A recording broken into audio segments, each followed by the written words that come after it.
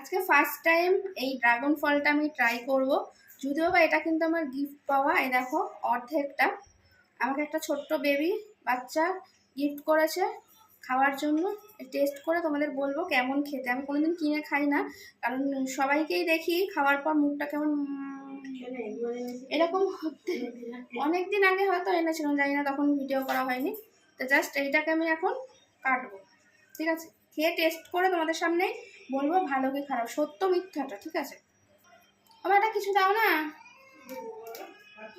এটা এতটাই পেকে গেছে যে এটা হাত দিয়ে এরকম ভাবে ছাড়ানো যাবে। বেশ নরম হয়ে গেছে দেখছি। আর ছুরি, মানে ছুরিটা কাটার জন্য একটা ছুরি দাও। ছুরিটা কাটার জন্য দেখো খোলাটা কি সুন্দর ছেড়ে চলে এলো।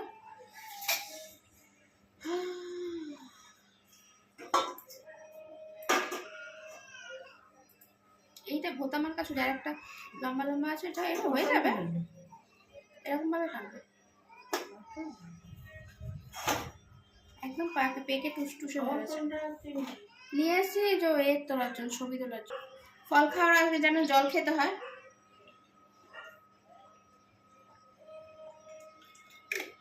জল খেলাম। এবার তোমাদের সামনে আমি ট্রাই করবো, ঠিক আছে? রিয়াকশনটা তোমাদের সামনে।